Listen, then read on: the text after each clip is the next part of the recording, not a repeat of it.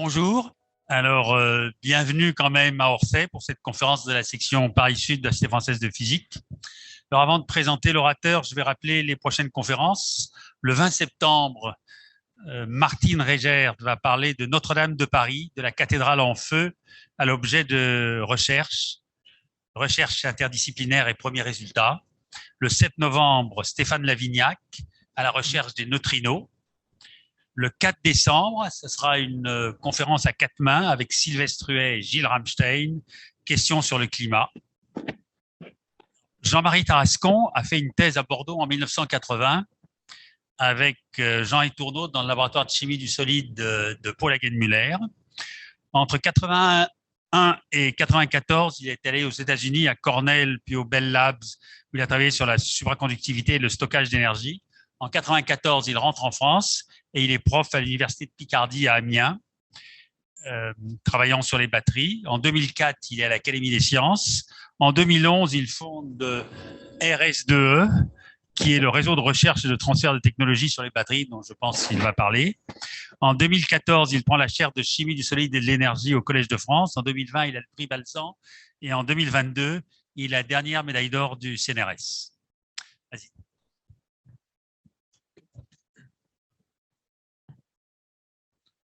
Ok, merci pour cette introduction et c'est un grand plaisir d'être ici pour parler à ce 150e anniversaire de la Société française de physique sur un sujet aussi d'actualité que celui des énergies renouvelables des batteries.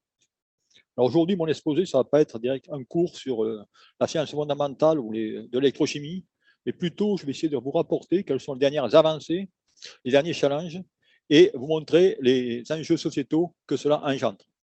Donc finalement, cet exposé va être un jeu de ping-pong, si je peux dire, entre un peu de fondamental et un peu d'appliqué. Alors effectivement, comme vous le savez tous, aujourd'hui, eh bien, automatiquement, tous les périodiques vous font état des avancées sur ou des situations dans le domaine des énergies renouvelables des batteries. Donc le but de cet exposé va être tout simplement de vous montrer qu'est-ce qui se passe, qu'est-ce qui se fait réellement dans ce domaine. Alors pour ce faire, mon exposé va être structuré de la façon suivante. Dans un premier temps, je vous ferai une introduction rapide sur le positionnement des batteries de la transition énergétique, avec, vous rappeler le fondamental des technologies à ion lithium. Par la suite, et ce sera finalement vraiment le bif ou le cœur de cet exposé, ça va être de vous montrer la science et l'innovation au niveau des batteries en vous parlant de métriques ou d'observables que vous connaissez très bien. Je parlerai d'autonomie, je parlerai de chargeabilité, je parlerai d'éco-compatibilité, de ressources, de matériaux. C'est-à-dire que vous aurez, je dirais, un panoplie de différents problèmes. Et enfin, je conclurai sur les batteries dans le cadre de l'Europe. Qu'est-ce qui se passe et qu'est-ce qui se fait? Alors, pour commencer, eh bien, je dirais qu'à l'heure actuelle, il y a un grand espoir qui est placé dans l'utilisation des énergies renouvelables pour se défaire des énergies fossiles afin, tout simplement, de décarboniser ou de défossiler, je dirais, notre planète. Alors, bien sûr, cette transition énergétique ne peut avoir lieu grâce à ces énergies renouvelables qui sont des énergies, et je précise fortement, de flux et non de stock. Et par conséquent, elles seront intermittentes, on le verra par la suite. Et parmi ces énergies, il y a bien sûr le vent, le soleil, qui envoie sur notre planète 10 000 fois l'énergie dont nous avons besoin. Mais la difficulté, comme vous disiez, c'est tout simplement qu'il faut maîtriser leur production, leur transport, leur stockage et leur conversion. Et on va voir un peu comment cela se fait. Alors, si je regarde finalement au niveau de la conversion de l'énergie solaire en flux énergétique, eh bien, il y a différentes pistes qui sont poursuivies et je vous les ai énumérées ici. La première, c'est transformer en vecteur électricité et cela se fera par des cellules photovoltaïques. Ensuite, il peut y avoir l'autre vecteur qui est l'hydrogène. Et dans ce cas, on va tirer avantage finalement de la photocatalyse et de la jonction électrolyte solide pour tout simplement séparer l'eau en hydrogène et en oxygène. Et finalement, le dernier vecteur, si je peux dire, ce sont les biofuels ou les biocarburants, artificiels ou naturels. Artificiels, bien cela va tout simplement demander qu'on arrive à dessiner des objets enzymétiques relativement sophistiqués pour faire cette conversion. La difficulté de toutes ces approches de conversion est simplement le rendement. Et en effet, lorsqu'on regarde ici, c'est vraiment le cas du photovoltaïque aujourd'hui qui est le plus intéressant, car il y a des rendements relativement importants. Par contre, l'hydrogène et les biocarburants, ainsi de suite, nous sommes encore à des rendements relativement faibles.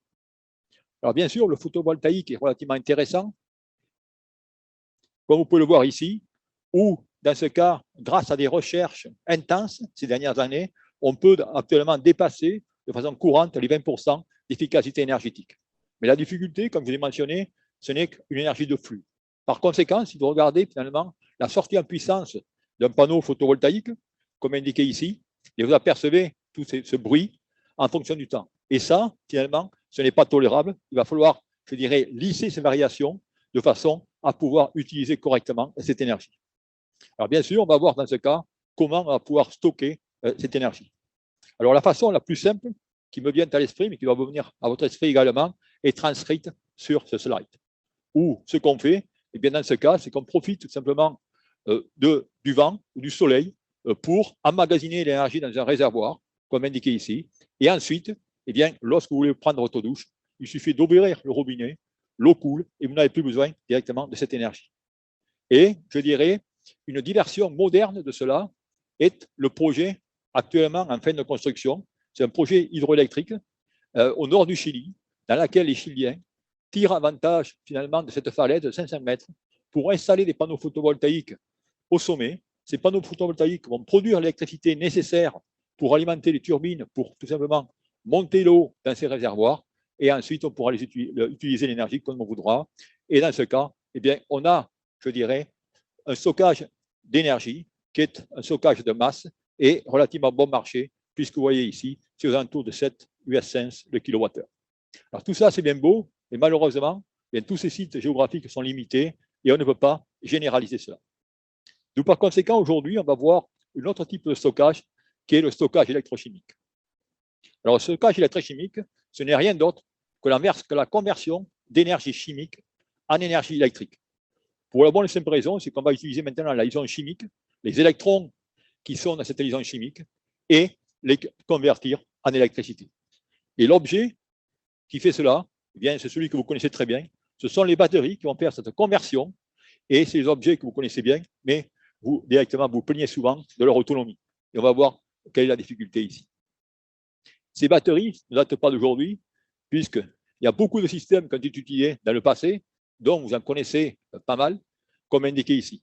Et là, je reporte toutes les technologies de batterie de ces 150 dernières années, dans lesquelles on trace la densité volumétrique en fonction de la densité gravimétrique.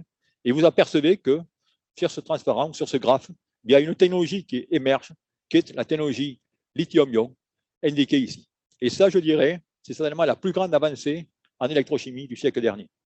Et c'est la raison pour laquelle cette technologie a reçu, ou les pionniers, que sont John Gilinoff, Stan Whittingham et Akira Yoshino, ont reçu le prix Nobel en 2019 pour leur contribution importante au développement de cette technologie.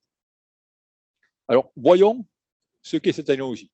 Et ce transparent, je dirais, ça va vous servir de base fondamentale pour suivre le reste de cet exposé. Alors, un système électrochimique, que ce soit du lithium-ion ou autre, est indiqué ici. Dans le cas du lithium-ion, vous avez deux électrodes qui sont immergées dans un électrolyte organique.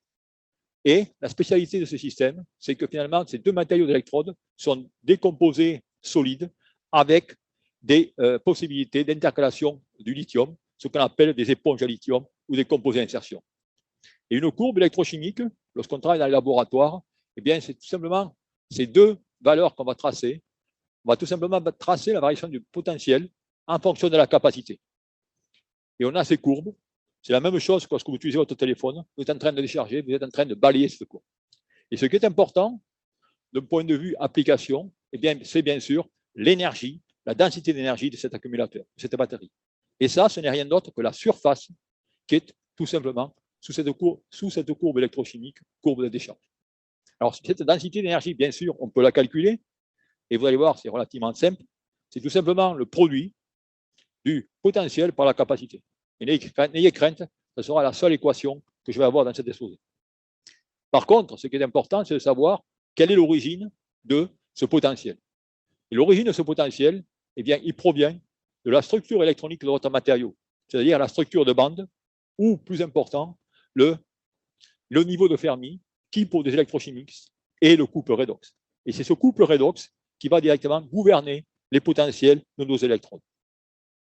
Ensuite, eh bien, la capacité, elle va dépendre plus de la structure cristallographique du matériau, c'est-à-dire la coordination du lithium, mais également le nombre de lacunes qu'il y aura à l'intérieur de ce matériau. Donc voilà, si vous voulez, ce qu'il faut que vous sachiez là-dessus.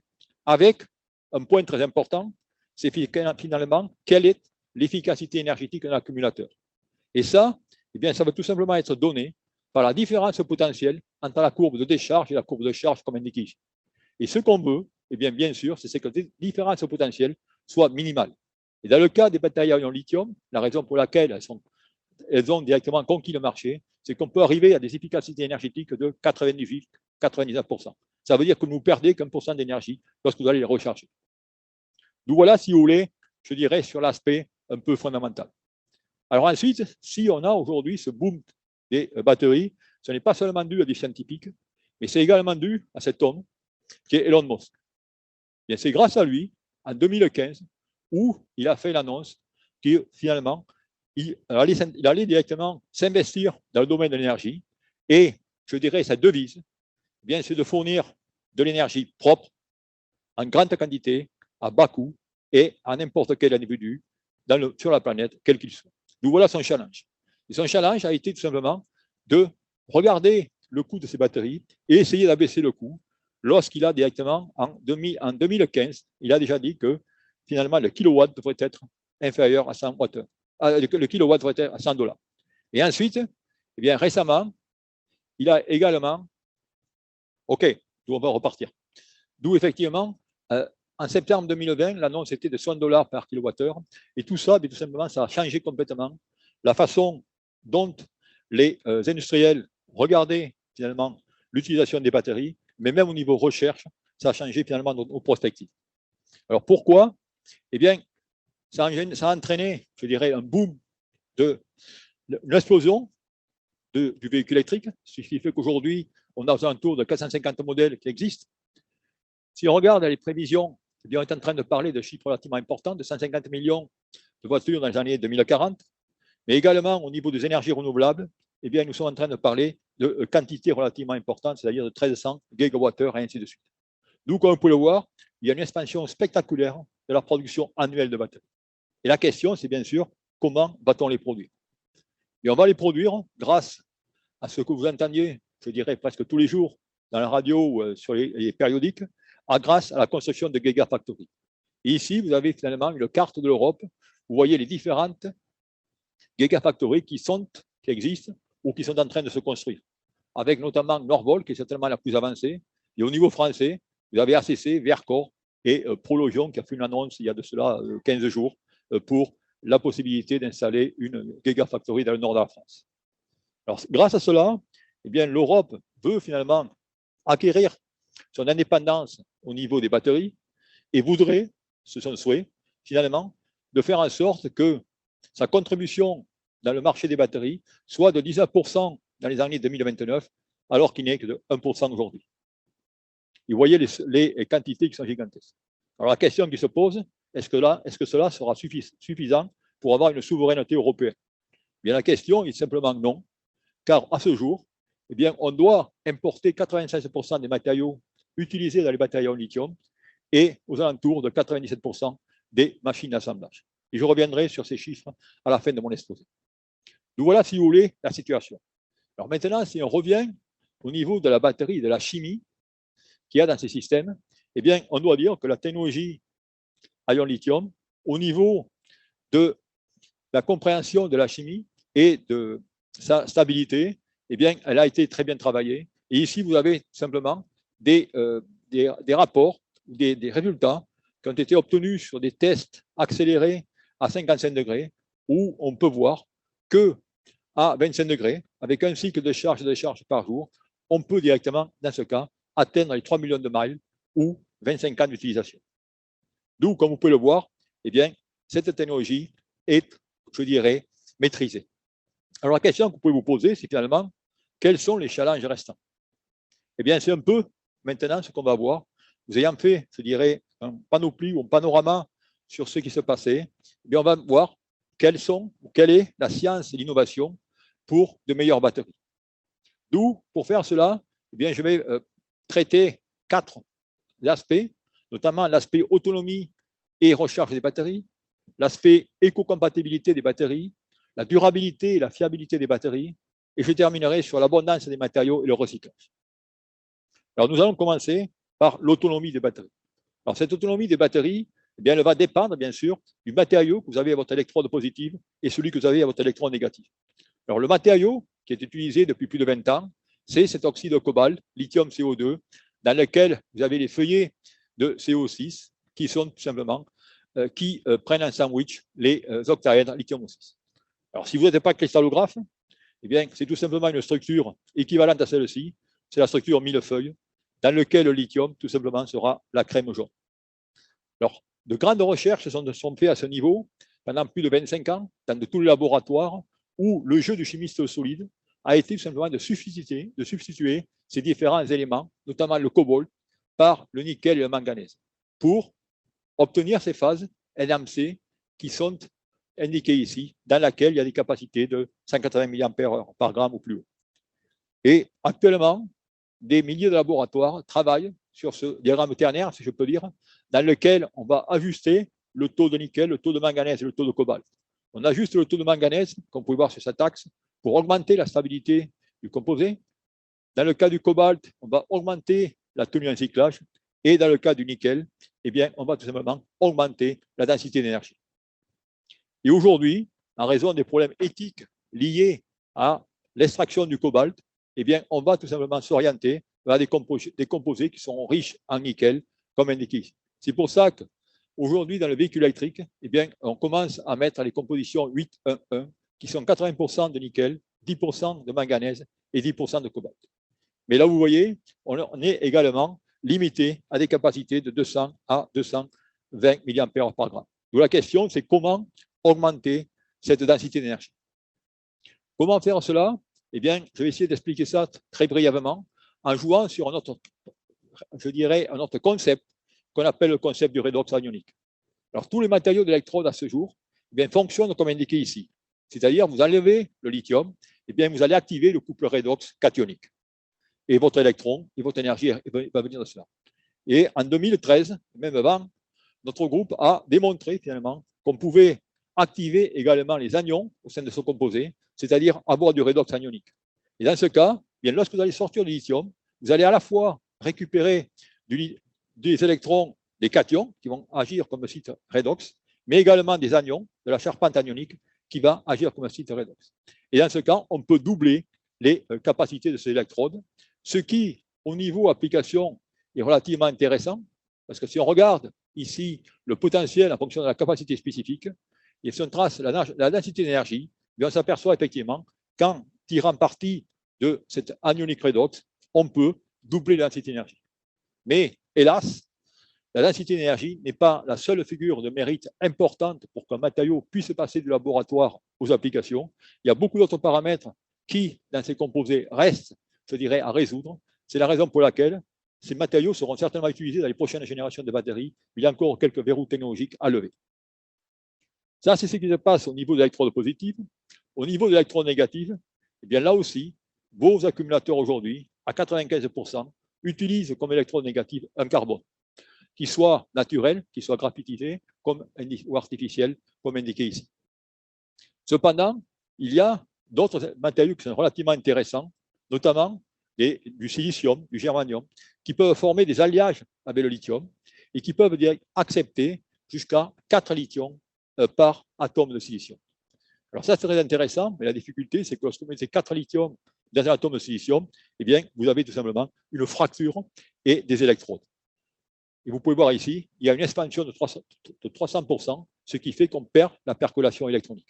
D'où, pour combattre cela, eh bien, ce que les chercheurs ont fait, c'est de passer à des matériaux nanométriques, dans lequel, dans ce cas, la réduction en dimension va vous permettre d'éviter les fractures au niveau des matériaux. Et grâce à cela, aujourd'hui, eh bien, des électrodes négatives qui sont des composites de graphite et de silicium au taux de 10% sont développés et sont commercialisés par des compagnies comme Panasonic et aujourd'hui beaucoup d'autres. Tout le monde commercialise cela. Donc voilà, si vous voulez, ce qui se fait sur la batterie à ion lithium. Donc, où est-ce qu'on en est aujourd'hui de cette technologie? Eh bien, voilà, je dirais, les progressions de la technologie avec ici notre matériau que j'ai mentionné en vert qui est lithium FePO4, qui est un matériau qui joue un rôle important en raison de son coût et son aspect sécuritaire. Mais on s'aperçoit que si on regarde avec le nombre d'années, on arrive aux alentours de 800 Wh par litre ou 350 Wh par kilogramme et on arrive à une courbe directement qui plafonne. Donc la question qui se pose, c'est finalement comment aller au-delà. Et aller au-delà, bien là aussi, c'est ce que vous avez entendu parler, et j'en suis sûr que vous avez lu ça dans les journaux, c'est cette fameuse batterie tout solide qui est relativement prometteuse, sur le papier du moins, ce qu'on va le voir, pour étendre ces densités d'énergie. Alors, c'est quoi cette fameuse batterie tout solide? Eh bien, j'ai essayé ici de vous faire une simple description dans laquelle vous avez ici le liquide, vous avez l'électrode positive, l'électrode négative et l'électrolyte, c'est-à-dire le conducteur d'ion, eh bien, va être à l'état liquide. La seule différence, c'est que dans ce cas, eh bien, vous allez avoir un conducteur ionique solide comme électrolyte. Et cela, eh bien, théoriquement, peut nous permettre d'utiliser le lithium métallique. Et le résultat, toujours de façon théorique, eh bien sûr, puisqu'on n'a plus d'électrolyte organique, eh bien, on aura une augmentation sur la sécurité du système, mais également, on aura une augmentation, si on utilise le lithium métal, sur la densité d'énergie gravimétrique de plus 40% ou volumétrique de 70%. Donc voilà, si vous voulez, l'enjeu et pourquoi il y a tant d'engouement sur cette technologie. Alors pourquoi cet engouement et comment cela est arrivé? Bien, cela est arrivé, une fois de plus, par des avancées au niveau des matériaux. Il y a de cela maintenant 10 ans ou 11 ans, eh bien, un groupe japonais a tout simplement isolé un nouveau conducteur ionique, comme indiqué ici, qui avait une conductivité ionique aux alentours de 10 puissance moins 2 Siemens par centimètre, qui est aussi conducteur ionique qu'un électrolyte liquide qu'on utilise classiquement dans nos cellules lithium. Alors tout ça, c'est le côté positif. Par contre, le côté, je dirais, plus négatif, eh bien, c'est que dans ces systèmes, les interfaces, finalement, qui sont les cauchemars de tout électrochimiste, mais perdurent dans cette technologie tout solide. Et, à notre surprise, même qu'on ait mis une barrière physique solide entre deux électrodes, eh bien, on a toujours le problème de dendrite à la surface de lithium. Et ça, c'est bien sûr problématique au niveau sécurité. D'où beaucoup de travaux de recherche se font en essayant de faire des interfaces, je dirais, plus subtiles, en faisant toute une chimie de surface pour directement contourner ces difficultés. Et par exemple, je vous montre quelques exemples qu'on a pu réaliser au laboratoire, dans lesquels, grâce à cette chimie de surface, on a pu maîtriser ces réactions secondaires et cycler des accumulateurs, comme indiqué ici, tout solides, avec des pertes en capacité relativement légères, de 93% après synthétique. Mais notez, qui est vraiment la difficulté aujourd'hui, c'est que tout cela, pour avoir un contact électrique entre différentes particules, il nous faut des pressions relativement importantes, c'est-à-dire de 100 mégapascales pour une tonne par centimètre carré. D'où le jeu, eh bien, c'est d'abaisser ces pressions. Et là aussi, c'est des recherches en cours où maintenant, on a pu, par des astuces au niveau de l'élasticité des conducteurs ioniques, eh bien, abaisser ces pressions. Et aujourd'hui, on peut cycler des accumulateurs lithium, pas pour plus de 50 cycles, on a encore des problèmes d'andrite, mais à des pressions aux alentours de 0,1 mégapascal, c'est-à-dire à des pressions, je dirais, atmosphériques. D'où, comme vous pouvez le voir ici, il y a eu des progrès, je dirais, spectaculaires au niveau du laboratoire sur ces technologies tout solides. Et c'est la raison pour laquelle il y a une ribambelle de spin-off, de compagnies qui sont montées, dont je vous ai mentionné ici. Et aujourd'hui, vu l'enjeu de cette technologie, eh bien, il y a des bipartenariats qui se font entre les fabricants de voitures électriques, on peut voir ici, ainsi que ces différentes spin-offs qui développent cette batterie technologique. Mais ce que je veux bien préciser, c'est qu'aujourd'hui, quelles que soient les compagnies qui sont inscrites ici, il n'y en a aucune qui développe exactement la technologie tout solide. Tous vendent leur technologie comme du tout solide, mais elles contiennent toutes des quantités d'électrolytes de 5 à 10%, ou alors des polymères. Mais à ce jour, je crois qu'il serait difficile de trouver dans le monde un laboratoire, une industrie, une institution qui ne travaille pas sur cette technologie tout solide. D'où, à quoi s'attendre? Bien, je pense que cette technologie tout solide verra le jour, quand je dis la pure tout solide, mais il faudra encore une dizaine d'années, et ça, je pense que ça ne sera qu'une vitrine en 2030, car il y a des problématiques d'assemblage et il faudra tout simplement battre la technologie à ion lithium au niveau du coût. Voilà, si vous voulez, ce que je voulais vous raconter au sujet de l'autonomie des batteries lithium. Ayant fini cela, je voudrais passer maintenant sur un autre point qui est relativement important et dont, là aussi, vous êtes complètement informés, c'est finalement la chargeabilité ou la recharge des batteries. Et là, une fois de plus, tout le monde voudrait recharger les batteries rapidement. Question, pourquoi on ne peut pas le faire? Je vais essayer de vous expliquer ça d'un point de vue fondamental et après on en verra les conséquences. Alors, de point de vue fondamental, je vais tout simplement tracer les variations de potentiel de l'électrode positive, ici, et l'électrode négative, lorsqu'on charge ou décharge une batterie, lorsqu'on charge. Et vous voyez que dans ce cas, vous avez le graphite, votre électron négatif, votre électron positif. Maintenant, supposez que je charge rapidement. Si je charge rapidement, je vais introduire une impédance dans mon système et automatiquement, mes courbes vont tout simplement s'élargir. Je vais avoir une plus grande polarisation, une plus grande impédance. Mais, vous voyez qu'ici, bien, mon électrode de graphite va directement croiser le potentiel de lithium. Et à ce stade, je vais avoir un dépôt de lithium. Et c'est là la difficulté de la recharge rapide. Alors, bien sûr, pour contrecarrer cela, eh bien, ce qu'on peut faire, et ce qui se fait, c'est tout simplement de prendre des électrons négatifs dont le potentiel est nettement plus élevé que celui du graphite et de prendre des matériaux comme le spinel lithium 4 et 512 et à cela, associer également des particules nanométriques pour faire en sorte que le temps de voyage du lithium de l'extérieur à l'intérieur de la particule soit réduit. Et c'est ça qu'on peut trouver dans les accumulateurs, la Super Fast Charging Lithium-Ion Battery, qui est la SKIP de Toshiba, qui est très rapide, comme on le verra par la suite.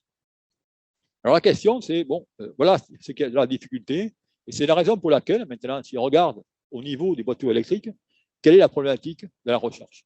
Eh bien, si je prends dans ce cas une Zoé, qui a une batterie de 52 kW et à 400 volts, eh bien, vous avez ici tout simplement la puissance en fonction de l'état de charge et du temps. Et vous apercevez que, finalement, pour recharger votre batterie de 15 à 80%, eh bien, il vous faut aux alentours de 45 à 50 minutes. Okay. Maintenant, je peux prendre d'autres technologies ou d'autres véhicules électriques. Si je prends la Tesla, où, dans ce cas, vous avez une batterie de 74 kW en 400 volts, et dans ce cas, eh bien, il va vous falloir, avec un superchargeur de 180 à 250 kW, de 15 à 80%, il vous faudra 25 minutes. D'où le bilan, ou le résultat, c'est que vous ne pouvez pas définitivement charger des batteries pour voitures électriques en 5 ou 10 minutes. Okay. Ça, je dirais, c'est totalement faux. Et d'ailleurs, des calculs physiques ont été réalisés pour montrer que directement la physique dit non, on ne peut pas le faire. Pour la bonne et simple raison qu'il vous faudrait tout simplement des apports de courant, il vous faudrait des tubes de cuivre de 5 à 6 cm et ainsi de suite. Alors bien sûr, il y aurait des possibilités, si en changeant, je dirais, permutant bien, le courant et la tension, ou alors avec des fils supraconducteurs, si on avait des supraconducteurs à température ambiante, là, il n'y aurait pas d'effet Joule et on pourrait faire. D'où cela veut dire finalement que, eh bien, si on veut voyager sur les autoroutes, eh bien, il faudra tout simplement faire des charges partielles dans le futur. Alors là, la question, c'est qui est relativement intéressante, c'est que maintenant, que se passe-t-il si on fait ces charges partielles et si on a, eh bien, des véhicules électriques en quantité, et si je prends, par exemple, comme indiqué ici, par un simple calcul, je prends un week-end de grandes vacances, l'été, et je fais un simple calcul en reprenant le nombre de véhicules par heure, avec des batteries comme la Zoé de 50 kWh, des stations de recharge tous les 50 km, des chargeurs de 20 kW et des recharges en 30 minutes. Eh bien, ça veut dire qu'en ce cas, il va falloir 2000 bornes par station. Ça veut dire qu'il me faudrait directement un réacteur nucléaire tous les 200 km. D'où, vous voyez que si on passe tout électrique, il va y avoir des difficultés. Et ça, je dirais, c'est le coût de la transition énergétique. Ça veut dire que, eh bien, si on veut le véhicule électrique, eh bien dans le futur, notre mode de vie va devoir changer. Exemple, c'est-à-dire que le départ, on ne partira pas tous le samedi matin en vacances, il faudra échelonner les départs en vacances. Mais avec le monde connecté, ce n'est pas un problème. Ensuite, eh bien, il faudra réserver sa bonne recharge. Lorsque vous allez en Corse, eh bien, vous allez réserver votre ferry. Mais il faudra faire la même chose. Et ensuite, eh bien, il faudra certainement utiliser le train de façon plus intelligente et voyager en train et peut-être louer voiture et des voitures, je dirais, connectées lorsque vous arrivez sur place. D'où, définitivement, le véhicule électrique entraînera un autre mode de vie qui sera beaucoup plus réglementé. Okay. Alors maintenant, la question qu'il faudra adresser, mais est-ce que cet effort est volontaire et est-ce que le véhicule électrique, finalement, va être la solution pour décarboner ou défossiler notre planète? Et cela va m'amener au mon second point, qui va être sur l'écocompatibilité des batteries. Alors, si je regarde, finalement, maintenant, ces batteries pour le véhicule électrique et cette émission de CO2, eh bien, comment elle varie? Et pour ce faire, je vous ai tracé ici sur ce graphe la variation en émission de CO2 en grammes par kilomètre selon qu'on a une voiture thermique ou une voiture électrique. Bon, je vais faire l'image relativement simple. Vous voyez que si là-dessus, dans le cas de la voiture électrique, en ce cas, vous apercevez que si mon énergie primaire pour recharger ma batterie provient de centrales thermiques, bien, il est totalement inutile de développer un véhicule électrique. D'où il faut tout simplement recharger à partir d'énergie propre, c'est-à-dire énergie provenant, bien sûr, des renouvelables. Alors, du nucléaire, on peut argumenter si elle est propre ou pas, mais c'est la solution. Alors maintenant, même dans le cas où vous utilisez une recharge avec hydro, vous apercevez que j'ai encore du CO2. Et là, on va aller voir au niveau de la batterie ce qui se passe. Et pour ce faire, il y a pas mal d'analyses de cycle de vie qui ont été faites sur ces batteries en considérant toutes les étapes allant finalement de l'extraction du matériau à l'assemblage et au recyclage. Et vous avez toutes ces étapes qui sont indiquées ici. Et si on fait un bilan, on s'aperçoit qu'en ce cas, eh bien, pour fabriquer 1 kWh de batterie, il va vous falloir 327 kWh d'énergie et vous allez rejeter aux alentours de 90 kg de CO2.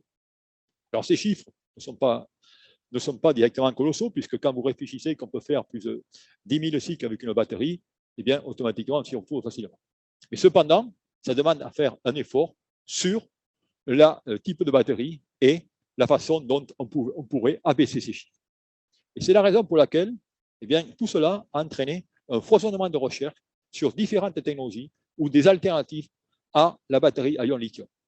Et parmi ces alternatives, que j'en mentionne certaines ici, eh bien, on a entendu parler du lithium-air, on entend parler du lithium-soufre, on a entendu parler des batteries à flux circulant, les redox flow, les batteries à multications et les batteries au sodium.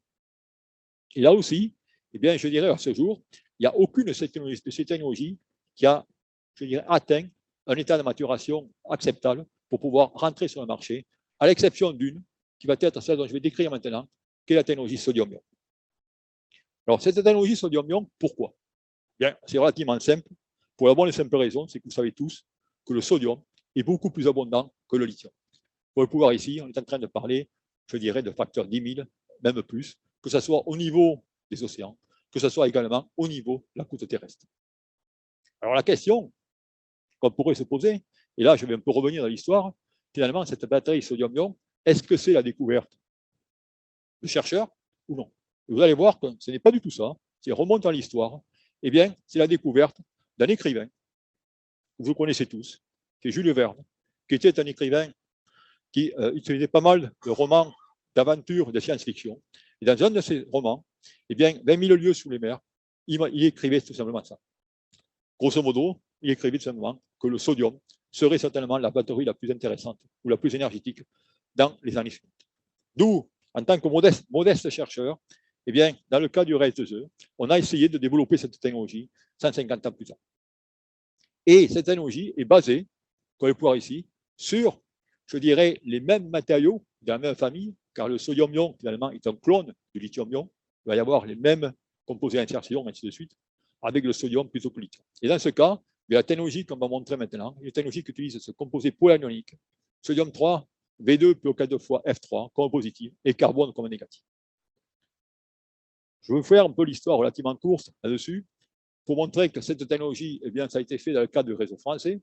Et très rapidement, on a pu obtenir des résultats, je dirais, très prometteurs au niveau du cyclage, avec, dans ce cas, des collaborations avec le CEA, 4000 cycles, et également au niveau de la puissance de charge ou de décharge. Mais là aussi, c'était des manips qui ont été faites à température ambiante. Et après, je dirais, cet engouement, cette excitation sur ces résultats, on a vite déchanté, puisque lorsque nous sommes allés faire des mesures ou des performances à 55 degrés C, on s'est aperçu qu'elles étaient totalement catastrophiques, dû tout d'abord à une forte autodécharge et avec un cyclage qui était relativement, je dis catastrophique, à 55 degrés, avec des chutes de capacité de 60% après seulement 50 cycles. Donc là aussi, comme il en est toujours de même, il a fallu revenir à la recherche fondamentale, refaire de l'électrochimie, trouver quels étaient les problèmes, la problématique, quels étaient les électrolytes finalement qui ne fonctionnaient pas et tout ça. Et je dirais aveuglément, on avait négligé que l'acidité des ions sodium plus est totalement différente de celle du lithium plus, et conséquent, les réactions parasites étaient différentes. D'où, ayant bien pris conscience de cette problématique, ensuite, on a fait toute une chimie, je dirais, de configuration pour, je dirais, après 8 ans de recherche, eh bien, être capable de sortir un électrolyte qu'on appelle dans notre jargon le Magic C, qui contient cette solution mère indiquée ici, plus tous ces additifs qui, en quantité bien définie, ont un rôle clé dans le fonctionnement de cet électrolyte et surtout de sa stabilité en température contre l'oxydation. Et grâce à cela, comme le pouvoir ici, on a pu obtenir des courbes de performance à 55 degrés qui étaient totalement satisfaisantes, même après 1000 cycles. Et également des courbes en puissance. Et ça, je dirais, c'est le point fort de cette technologie. Vous voyez que maintenant, grâce à cette technologie sodium-ion, vous voyez la batterie Skip, qui était celle qui était la plus performante en termes de puissance dans le lithium-ion, et à ce jour, cette batterie sodium-ion peut livrer une plus grande puissance que cette technologie lithium. Bien, tout cela a conduit à la création d'une spin-off par le nom de Tiamat en 2018. Aujourd'hui, cette spin-off, qui est localisée à Amiens, produit et a fait la première annonce mondiale de la commercialisation de la première technologie sodium-ion, la première batterie sodium-ion. Et si vous voulez l'utiliser, il suffit d'aller à Leroy Merlin, vous achetez des outils de puissance et vous allez trouver cette technologie dans, je dirais, cet appareil. Et bien sûr, le marché est relativement important, marché au niveau de l'hybridation et marché surtout au niveau des applications grilles et réseaux. Alors ça, je dirais, c'est le bon côté de la chose. Je dirais le côté qui est moins encourageant, c'est qu'effectivement, il y a une concurrence énorme et tous les grands acteurs chinois sont actuellement en course. Et CATL, par exemple, qui est le plus grand producteur chinois de matériaux lithium, a annoncé qu'il allait commercialiser la technologie sodium-ion avec des matériaux d'électrodes positives légèrement différents, etc. Donc voilà, si vous voulez, ce qui se fait dans le choix de nouvelles technologies pour finalement obtenir des problèmes au niveau des ressources, matériaux, notamment l'utilisation du sodium. Cela conclura, je dirais, le deuxième aspect de cet exposé. Le troisième aspect de cet exposé va regarder la durabilité et la fiabilité des batteries. Et là, je vais un peu changer de l'aspect, je dirais, chimie ou physique, plutôt, et je vais passer tout simplement à des propriétés de matériaux et surtout, vous allez voir, utiliser de l'optique dans le cas des batteries. Alors la problématique, dans ce cas, c'est quoi? La problématique a été indiquée ici.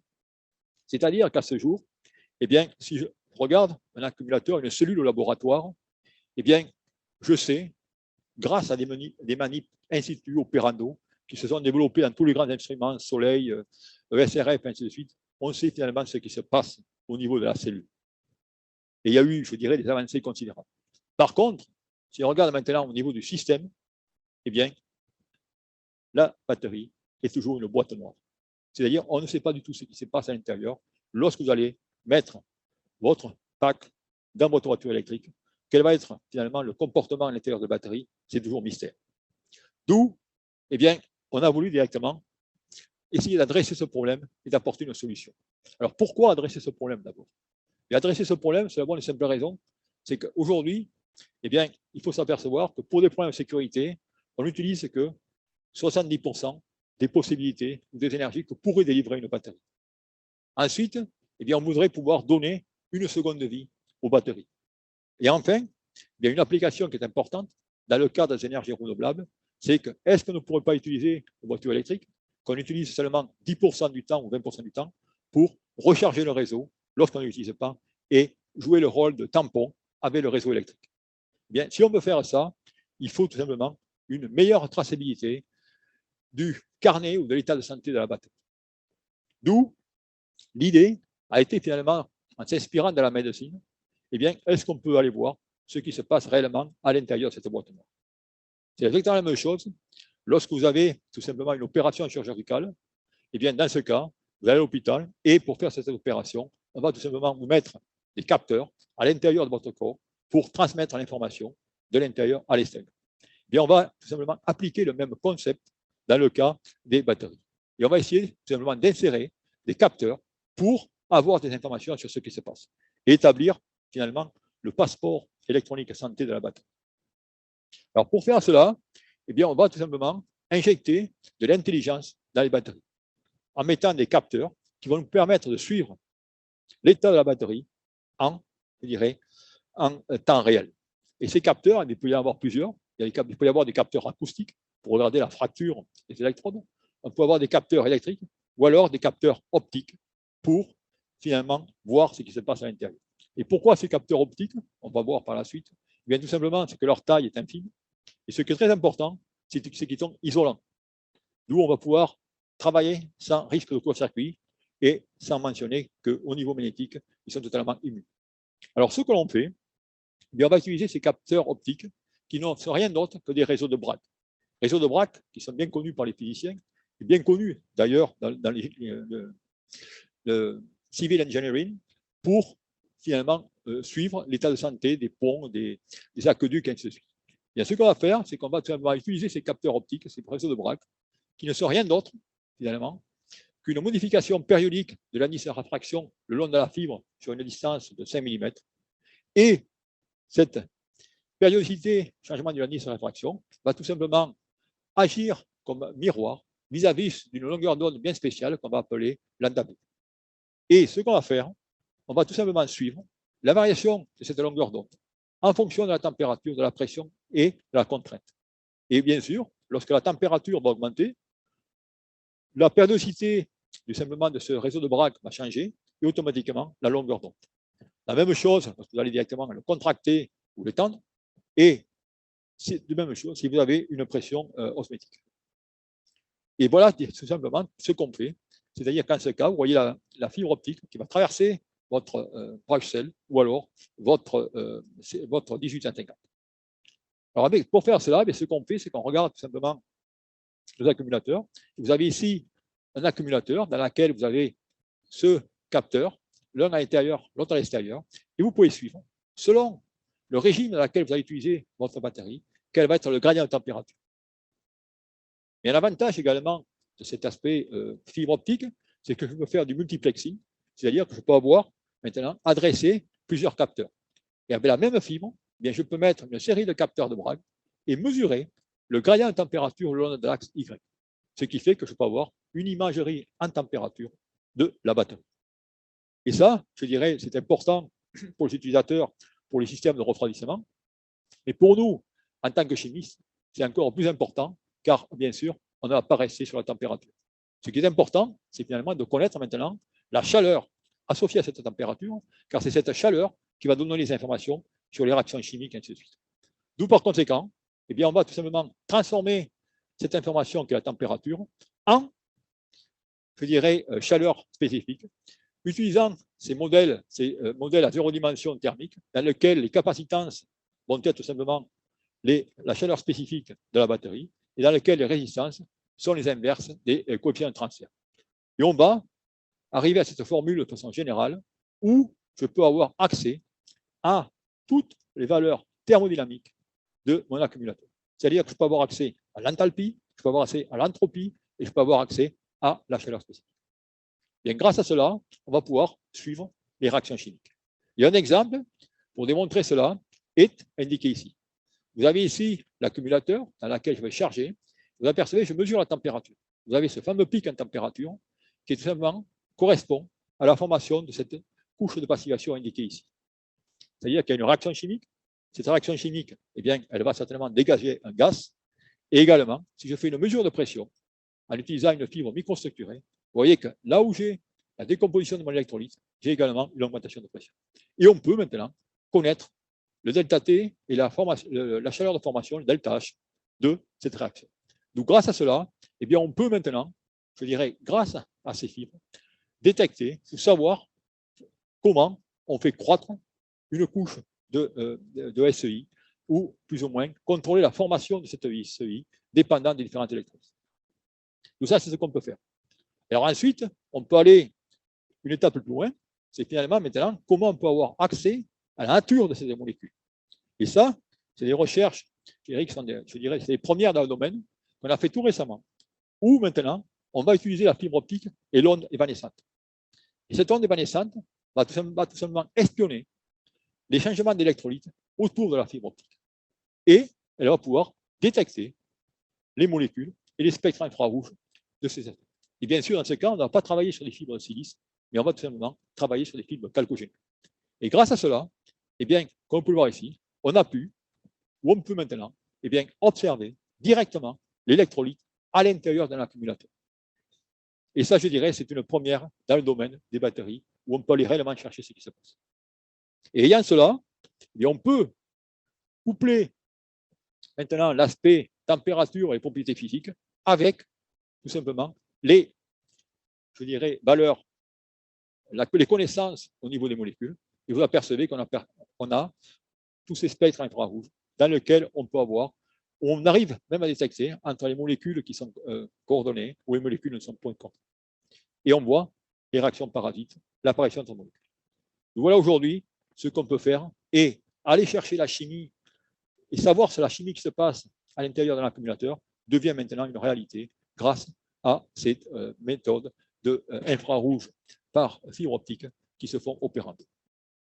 Donc grosso modo, eh bien, tout cela, on utilise aujourd'hui finalement l'optique comme base de diagnostic de tous ces accumulateurs. Et on peut avoir accès à tous ces paramètres, la température, la pression. Par les mesures calorimétriques, on a tout aspect, toutes les propriétés thermodynamiques, les contraintes. Et grâce à ces techniques d'ondes évanescentes, maintenant j'ai accès à la chimie, ainsi de suite. Voilà, si vous voulez, l'aspect, le diagnostic, le pronostic, et bien sûr, que l'on peut faire sur cet accumulateur. Alors, la dernière question, bien sûr, eh bien, je vais terminer ce point en revenant à ma comparaison avec la médecine. C'est-à-dire que maintenant, je vous ai montré que j'ai un accumulateur et j'arrive à trouver quelle est la défaillance à l'intérieur de l'accumulateur. Et la même chose, lorsque vous allez en hôpital, si vous avez directement trouvé une tumeur, on ne va pas vous laisser repartir. Et là aussi, on va tout simplement, dans ce cas, bien essayer de développer des systèmes autoréparants qui vont pouvoir nous permettre finalement de réparer une fracture au niveau de l'électrode, ainsi de suite. Et pour cela, bien, quand on parle finalement de systèmes autoréparants, quand on parle de spécificité, de transport, ainsi de suite, eh bien, la nature est riche d'exemples. Et un exemple qui est fort important, c'est tout simplement l'exemple des membranes. Si vous prenez la membrane cellulaire, eh bien, elle va séparer le milieu extracellulaire du milieu intercellulaire. Et vous avez dans ce cas des canaux protéiques qui vont tout simplement assurer le passage d'ions. Okay. Et ce qui est intéressant, c'est que si on regarde maintenant au niveau de la formation de ces couches lipidiques, au niveau local, eh bien, on s'aperçoit tout simplement qu'elle est constituée d'assemblages de lipides qui sont organisés à l'échelle moléculaire par des réactions qui sont des réactions reversibles mais non covalentes, c'est-à-dire des réactions supramoléculaires. Eh bien, qu'est-ce qu'on fait? On va tout simplement prendre des agents supramoléculaires, et dans ce cas, un agent qui est relativement simple, qui est la cyclodextrine, qui va nous permettre finalement de complexer, selon notre volonté, différents polyanions. Et ici, vous avez tout simplement une membrane qui a été dessinée pour complexer les polyanions dans le cas de la technologie lithium-soufre pour piéger les polysulfures qui sont problématiques dans ce système. Donc voilà pour vous donner une idée de ce que l'on fait aujourd'hui dans ce domaine du diagnostic et du contrôle des batteries. D'où, sur ces bases, bien, c'est un peu finalement notre vision de la batterie de 2050, dans laquelle eh bien, la batterie ne sera plus deux sorties, la positive et la négative. Vous allez avoir une sortie analytique qui va vous permettre d'avoir toutes ces informations, toutes ces observables. Et ces observables eh bien, vont tout simplement enrichir votre système de gestion de la batterie, qui grâce eh bien, à l'intelligence artificielle, vous pouvez pouvoir vous développer des algorithmes qui vont vous permettre, dans ce compte-là, eh bien, d'activer nos actuateurs pour l'autoréparation, et ainsi de suite. Et le but, eh bien, c'est finalement d'obtenir ce passeport électronique de santé qui va nous permettre d'avoir une meilleure utilisation de la batterie, une plus grande durabilité et longueur de vie. Donc voilà, si vous voulez, l'aspect qu'on regarde au niveau de la durabilité et de la fiabilité. Et finalement, pour terminer, bien, je voudrais vous mentionner ce qui se fait finalement au niveau des matériaux et du recyclage. Et là aussi, pour vous alerter qu'on a une problématique dans le cas du véhicule électrique. D'où, regardons l'abondance des matériaux du recyclage. Alors tout d'abord, ce premier transparent va vous choquer un peu. Eh bien, lorsque vous passez du véhicule thermique au véhicule électrique, et la quantité de matériaux utilisés multipliée par 6, car vous avez les 200 ou 300 kg de batterie. Et si on regarde maintenant la transition énergétique, qui va être une transition, je dirais, au niveau d'énergie, mais une transition numérique, et si on regarde le nombre de matériaux qui vont être utilisés en fonction du nombre d'années, et on s'aperçoit qu'on va utiliser de plus en plus de matériaux avec une diversité beaucoup plus grande. Okay. Et ça, c'est relativement important. Ce qui fait que si on fait des prédictions, et on s'aperçoit finalement qu'il faudra produire plus de ressources minérales d'ici 2050 que depuis l'humanité. Donc ça veut dire qu'il va y avoir des demandes en matériaux relativement importantes, d'où la nécessité de développer ou d'accélérer les extractions et également surtout le raffinage des matériaux. Alors bien sûr, tout cela veut dire qu'il va falloir faire du recyclage. Et maintenant, si je regarde le cas des batteries à ion lithium, pour vous donner une idée une fois de plus de la problématique des matériaux, dans lequel je vous ai mentionné qu'on avait du cobalt, du nickel et du lithium, bien ici, vous avez ces trois graphes. Alors, ces graphes sont relativement intéressants. Vous avez en vert ou en jaune des histogrammes qui montrent qui sont les métaux qui sont produits aujourd'hui pour les batteries en tonnes. Et en rouge, bien, vous avez le pourcentage de métal pour batterie par rapport à la production totale. Et vous voyez qu'en 2030, tout le lithium qui sera produit sera utilisé pour les batteries. Dans le cas du cobalt, vous voyez qu'on n'en sera pas loin, seul dans le cas du nickel, où on a encore des marges de manœuvre. Donc, tout cela, eh bien, définitivement, c'est un message fort dans lequel il y a la nécessité de développer une filière de recyclage performante. Alors, si on parle du recyclage, eh bien là aussi, il faut agir, parce que si on regarde l'histoire, l'histoire nous a montré qu'on a fait des erreurs. Si on regarde l'histoire du plastique, dans les années 1900, eh bien le plastique, je dirais, était le rêve. Il n'y avait plus de 1000 utilisations possibles et tout le monde était enchanté par le plastique. Aujourd'hui, 100 ans après, ça devient un cauchemar, car tous les efforts nécessaires pour le recyclage n'ont pas été, je dirais, réalisés. Donc, la question qui se pose, c'est qu'aujourd'hui, on ne peut pas répéter l'histoire, c'est-à-dire les batteries à ion lithium envahissent ou vont envahir notre domaine, notre société par le véhicule électrique, par beaucoup d'autres applications, et on ne peut pas se retrouver dans 100 ans dans une même situation. D'où par conséquent, eh bien, il faut anticiper, et surtout, d'autant plus, que la production de batteries, vous voyez qu'en 2025, il y aura déjà 700 gigawatts à recycler. Et quand je parle des batteries, il y a bien sûr tous les aspects de la transition énergétique, que ce soit relié au photovoltaïque, etc. D'où par conséquent, eh bien là aussi, il y a beaucoup de recherches qui se font pour recycler ces matériaux. Alors, par exemple, ici, eh bien, je vous montre les deux méthodes qui sont classiques.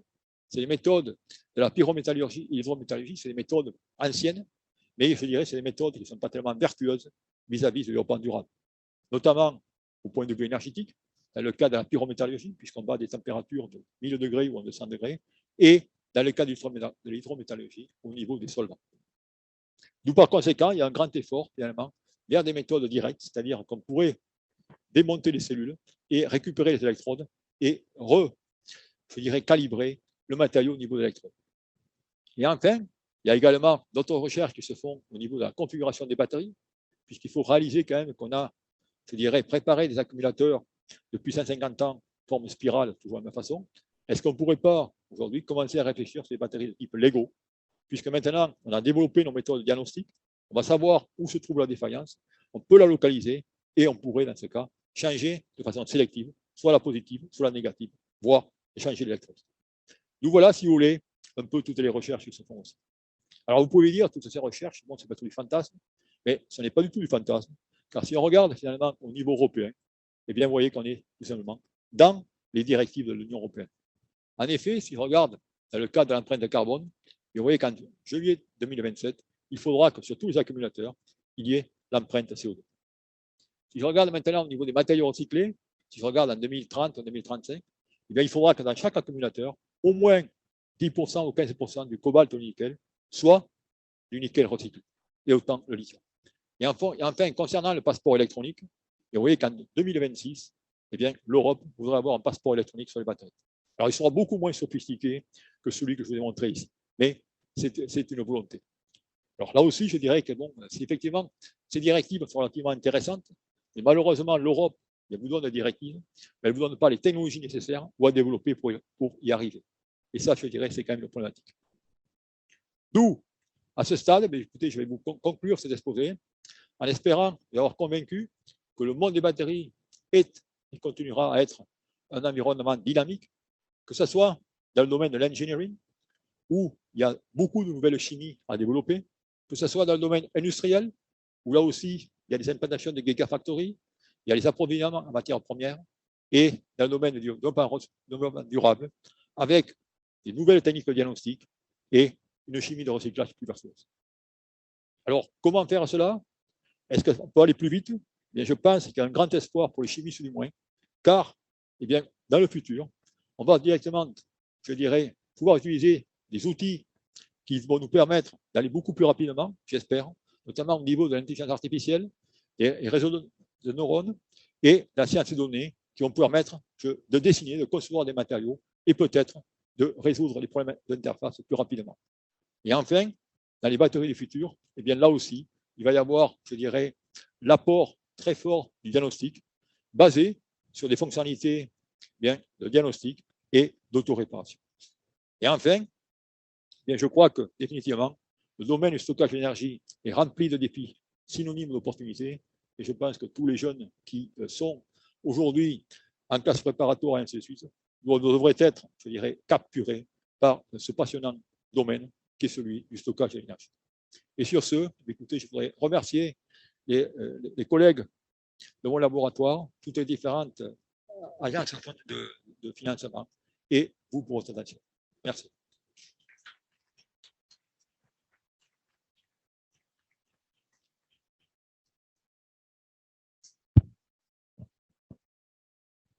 Juste un mot pour les gens qui sont en Zoom. Vous levez la main et on vous donnera la parole en Zoom. Donc, merci beaucoup pour cet exposé. Donc, est-ce qu'il y a des questions?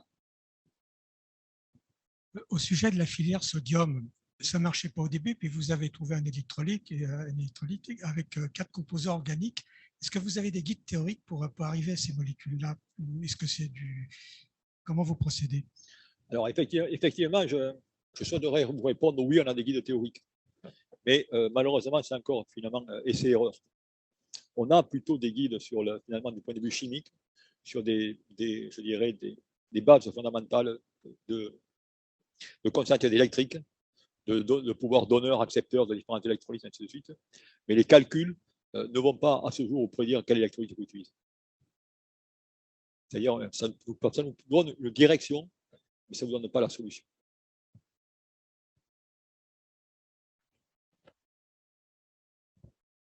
Merci. Moi, je me souviens de batteries au sodium qui fonctionnaient à haute température. Là, votre optimum, il est à 55 degrés?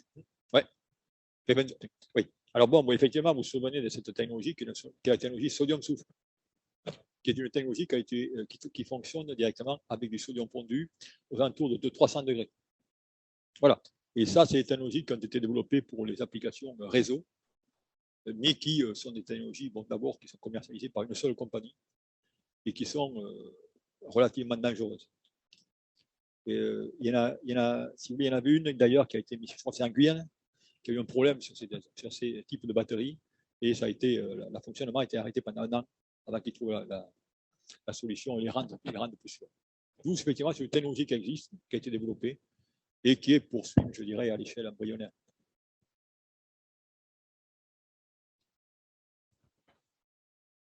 Xavier François, je crois que tu peux parler.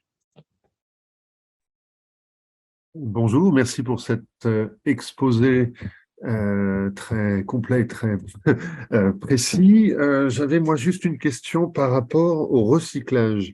Vous avez donné plein d'exemples des phénomènes qui peuvent se passer au cours de la vie de la batterie, mais est-ce qu'il n'y a pas est-ce que vous pouvez nous en dire un peu plus sur ces techniques de recyclage? Est-ce qu'il y a la chimie est prête pour pouvoir faire les traitements des batteries qui sont en cours d'utilisation? Et les futures batteries, avec les futurs développements, ne faudrait-il pas imposer, avant la commercialisation et avant la production de batteries en grande quantité, à ce que le modèle de recyclage soit avec une grande efficacité? OK. Oui, bon, c'est une très bonne question. D'ailleurs, je vais répondre par la fin. Effectivement, il serait fort souhaitable, et c'est ce qui est en train de se faire, de finalement anticiper sur les problèmes de recyclage lorsqu'on conçoit une batterie. Ensuite, au problème de sécurité, je dirais, bon, ce qui se passe aujourd'hui, c'est que les batteries que vous allez recevoir, il faut bien sûr les décharger, et après, elles vont être systématiquement broyées. Et broyées, après, ça va être broyé, chauffé, passé avec des solutions. Vous allez avoir la masse noire qu'on appelle, d'où c'est des procédés relativement longs et, comme je vous disais, peu vertueux vis-à-vis de l'environnement. C'est la raison pour laquelle il y a beaucoup de recherches aujourd'hui à ce niveau pour simplifier ce procédé et surtout pas broyer les batteries et développer des procédés basse température, d'où beaucoup de procédés avec de fluides supercritiques et tout ça sont en train de se développer. Merci.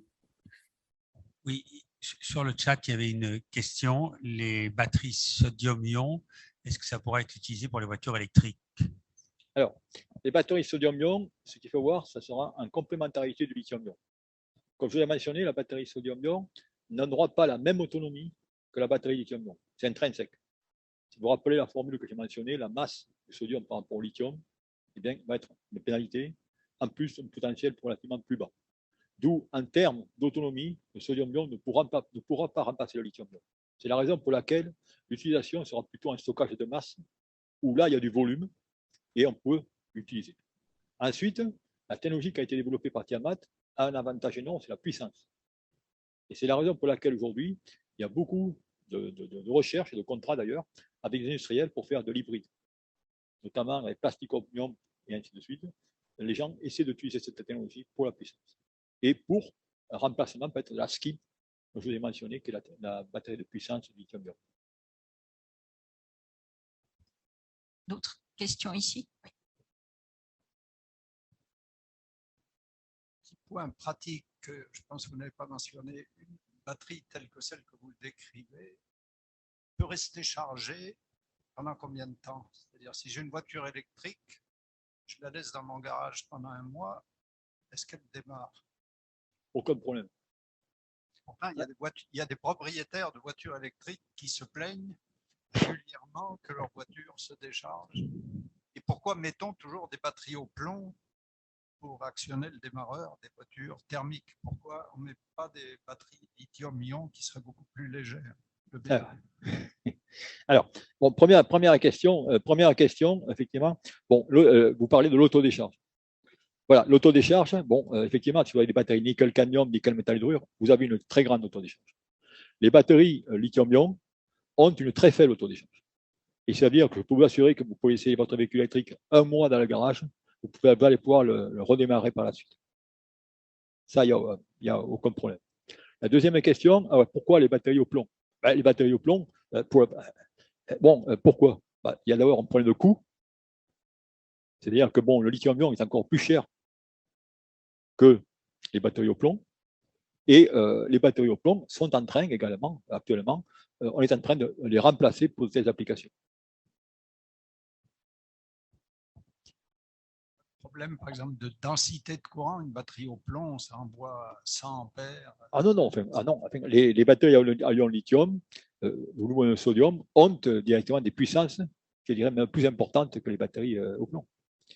Les batteries au plomb, c'est des technologies qui sont relatives. C'est surtout le coût, qui est le coût et le potentiel qui fait en sorte que bon, elles perdurent. Mais en allant vers les systèmes hybrides, où maintenant on va passer à du 48 volts, ainsi de suite, bien là, il y a le remplacement. Il n'y aura plus de batteries au plomb sur les voitures hybrides dans X années. Dans X années, alors. Ça dépend de X. Non, X années, votre question est intéressante parce qu'à ce jour, il y a encore, je dirais à ce jour, finalement, il doit y avoir 45% encore. Il y a 45% de plomb et 55% de lithium. Vous voyez d'où c'est. Le plomb est encore là, perdure pour beaucoup d'applications. Voilà. Et ça se remplace. Sinon, j'avais une question aussi par rapport au lithium. Vous montrez qu'à une échéance de quelques dizaines d'années, donc toute la production mondiale de lithium serait utilisée pour les batteries. Mais comment on anticipe les capacités de production lithium à l'échelle mondiale? Est-ce qu'il n'y a pas une marge d'erreur? Alors là aussi, si vous voulez, c'est un point intéressant parce que l'Europe, comme je l'ai mentionné, on va créer des vingtaines, des gigafactories à outrance. La question, c'est l'approvisionnement. Bon, le lithium, aujourd'hui, bien sûr, il est en Chili, ou Chili, voilà, Argentine, tout ça. Mais la Chine, c'est la Chine qui raffine le lithium. C'est-à-dire, la plupart du temps, le lithium est envoyé en Chine pour être raffiné pour revenir vers nous. Okay. Donc, ça veut dire qu'il va falloir développer une industrie de raffinage. Et l'Europe découvre, au fur et à mesure, qu'on a certaines richesses en lithium. Et beaucoup, je dirais, de continents découvrent cela parce qu'il y a les demandes. Et ça veut dire que plutôt que peut-être de pousser à fond sur les gigafactories, il faudrait quand même se soucier d'installer, finalement, une industrie du raffinage et de l'extraction.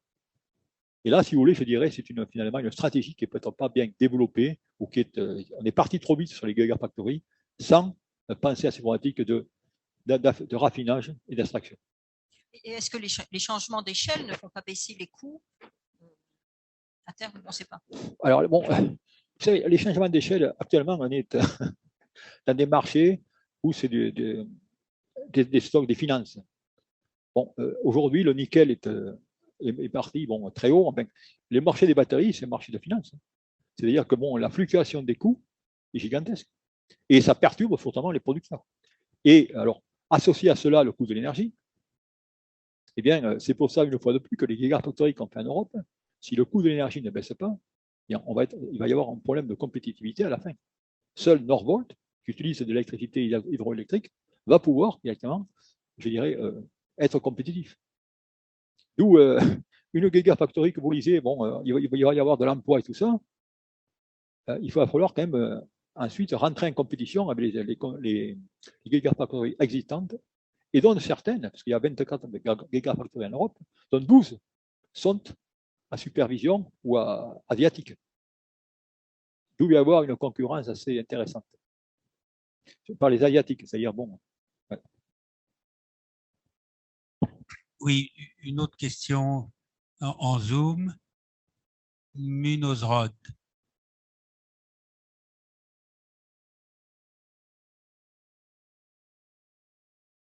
Tu peux parler?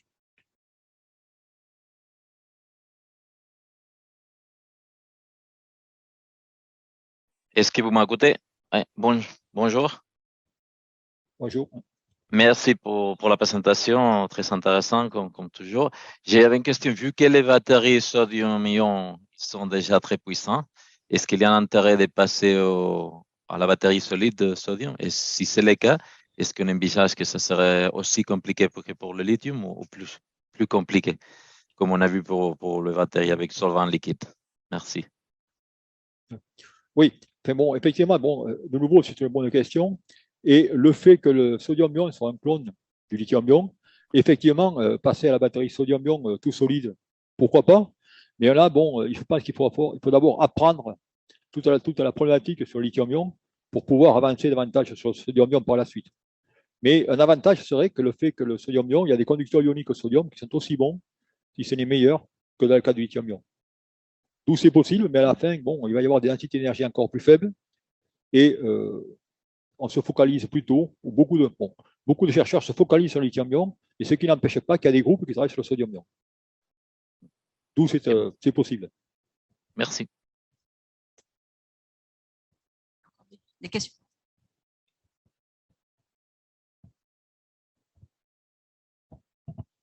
Merci pour une présentation plus qu'intéressante. Question peut-être un peu à côté. Est-ce que l'approche batterie est adaptée pour faire voler des avions? Maintenant, on s'intéresse à l'avion électrique, évidemment pour des raisons évidentes de dépollution, et on commence à savoir faire voler des avions. Mais est-ce qu'on peut faire voler des très gros avions avec cette technologie? C'est une question difficile. Il y a plutôt, il y en a qui pensent plutôt l'hydrogène pour l'avion que les batteries. Je sais pas. Honnêtement, c'est une bonne question, mais je ne sais pas la réponse. Est-ce que c'est réaliste? Est-ce que c'est utopiste? Je ne sais pas. Je sais pas.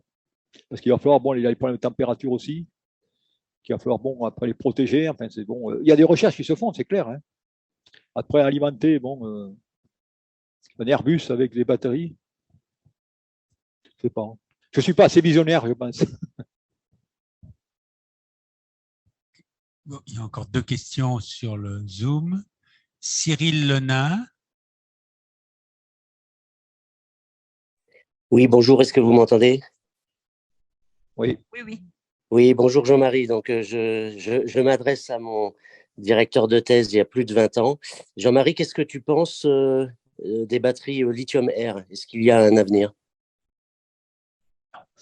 Alors, les batteries lithium-air, bon, là, je vais être catégorique, non, il n'y a pas d'avenir. Mais peut-être, je veux dire que les batteries lithium-air, c'est quand même intéressant. L'histoire des batteries lithium-air est très intéressante. Parce que finalement, je dirais, c'est une duplication de ce qu'on est en train de vivre pour le tout solide. Les batteries lithium-air ont été l'engouement de la communauté avant le tout solide. Et cet engouement avait été lancé dans les années 2013-2014 par Toyota, qui avait une fois de plus annoncé que le lithium-air allait être mis dans les véhicules électriques dans 3 ou 4 ans, en 2017. Et ça a eu la même retombée, c'est-à-dire tous les industriels ont commencé à investir dans le domaine, toutes les institutions ont commencé à directement lancer des projets, l'Europe a lancé des projets sur le lithium-air, ainsi de suite, et 5 ou 6 ans après, tout est tombé dans l'oubli. Okay. Et Toyota a écrit, oui, on n'a pas pu le faire, c'est pas faute d'avoir essayé. Mais si vous voulez, il y a eu tout un engouement, et à la fin, on n'a pas réussi. Et pourquoi le lithium-air est très complexe? Et pour la bonne et simple raison, c'est que finalement, on essaie d'associer 2 électrodes qui ont été un échec dans le passé. Le lithium, comme j'ai mentionné, il y a les problèmes d'andrite. On n'a jamais pu le résoudre pour faire nos technologies lithium-ion.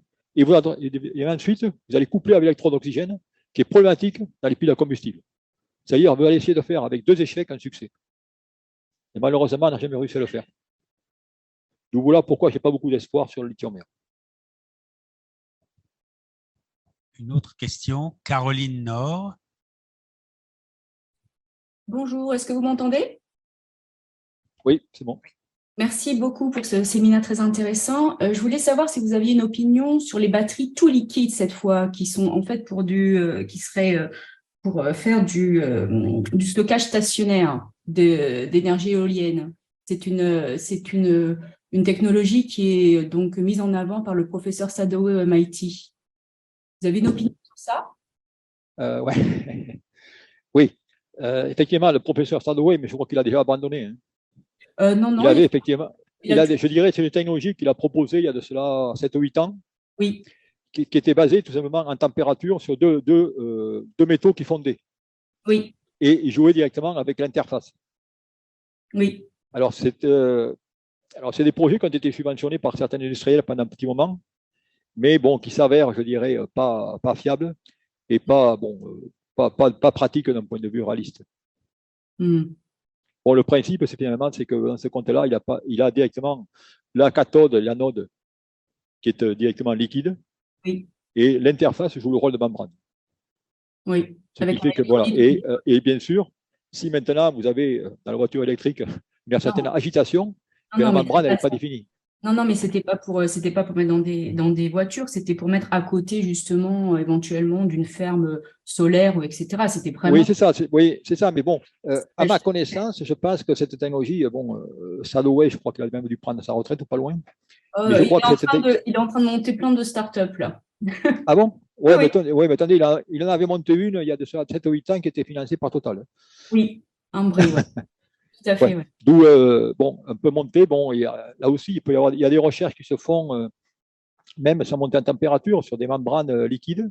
De nous, c'est des systèmes qui sont élégants, mais je dirais personnellement loin de la pratique. D'accord. Merci beaucoup. Donc, j'ai une dernière question.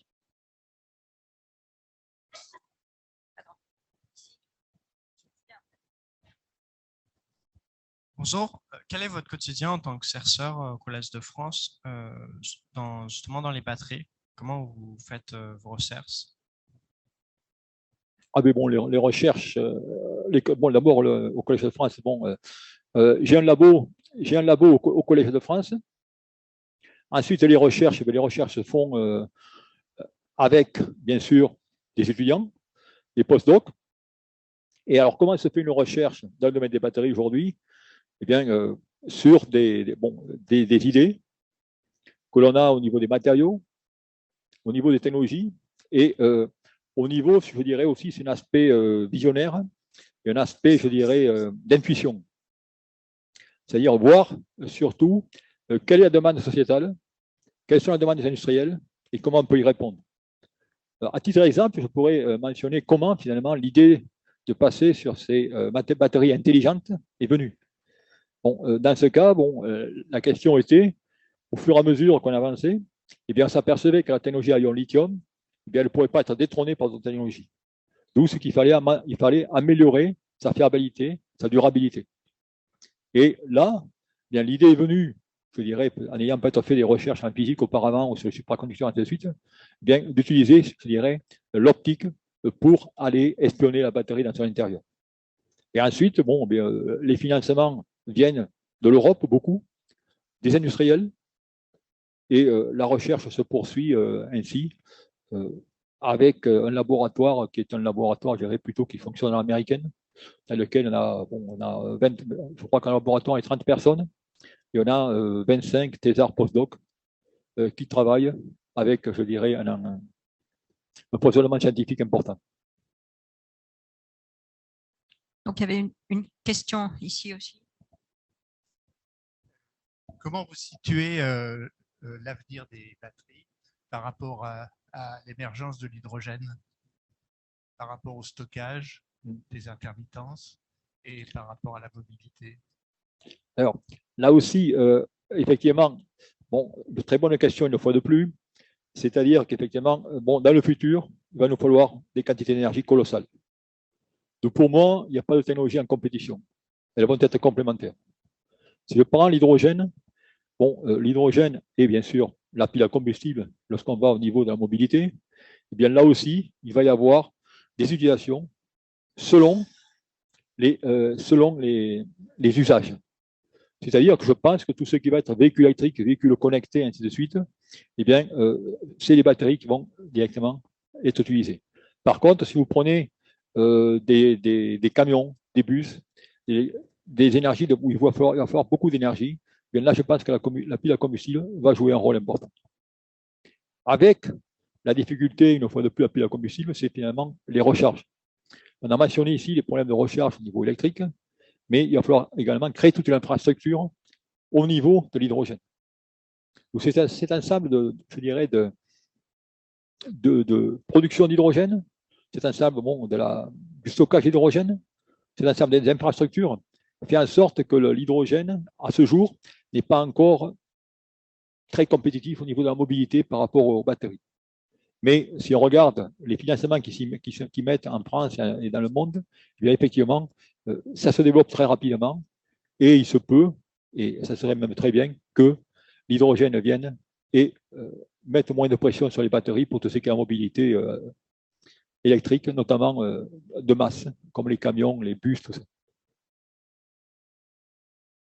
Il y avait encore une question dans la salle?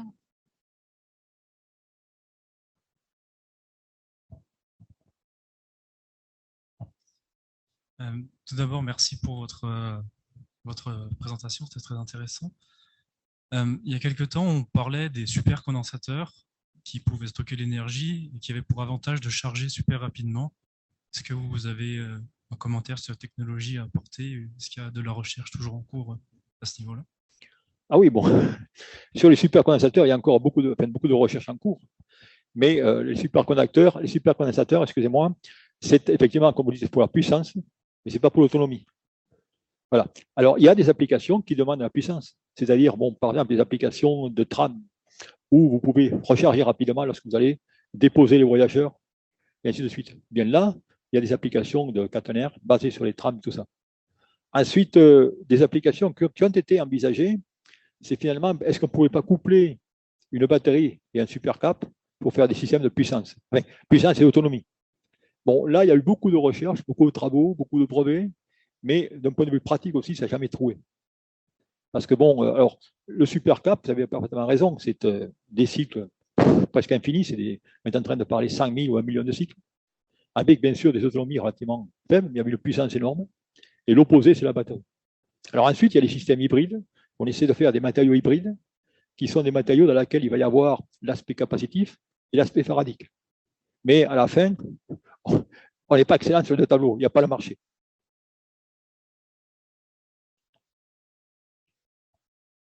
Je crois qu'il n'y a plus de questions. Ben, nous te remercions. Hein, encore une fois, je rappelle que la prochaine conférence sera le 20 septembre, Notre-Dame de Paris, de la cathédrale en feu à l'objet de recherche par Martine Régère. Et là encore, merci.